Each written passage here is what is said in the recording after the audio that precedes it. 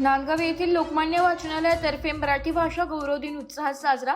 प्रत्येकाने मराठी भाषेचा वापर केल्यास प्रत्येक दिवसच मराठी भाषा गौरव दिन ठरेल, संस्कृती रक्षक केंद्राचे संस्थापक दत्तराज छाजडे यांनी सांगितले।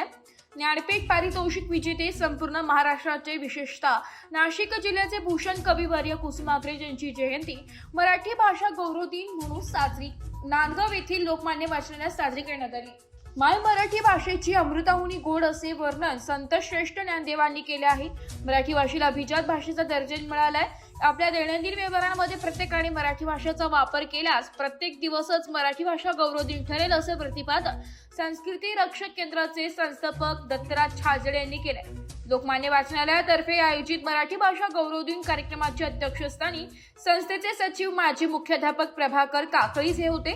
या प्रसंगी कविवर्य कुसुमाग्रज लोकमान्य टिळक यांच्या प्रतिमेचे पूजन मान्यवरांच्या हस्ते करण्यात आले।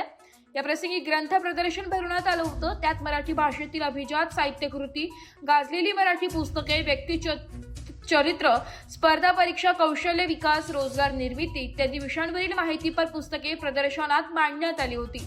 नागरिकांनी प्रदर्शनाचा लाभ घेतलाय। कार्यक्रम यशस्वीतेसाठी भिकाजी पाठक, शंकर सोनवणे, गोपाल बाविस्कर आदींनी परिश्रम घेतले। मराठी भाषा गौरव गीताने कार्यक्रमाची सांगता झाली। असं त्यांचं नाव हे साहित्य क्षेत्रामध्ये प्रसिद्ध आहे। असे कुसुमाग्रज की ज्यांनी नटसम्राट नावाचं एक सुंदर असं नाटक मराठीमध्ये लिहिलं, अनेक कविता लिहिल्या।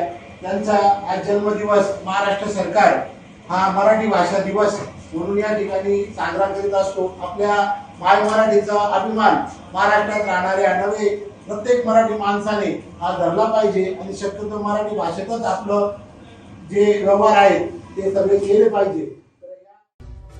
एस मराठी न्यूज साठी जिल्हा प्रतिनिधी विजय बडोदे, नांदगाव।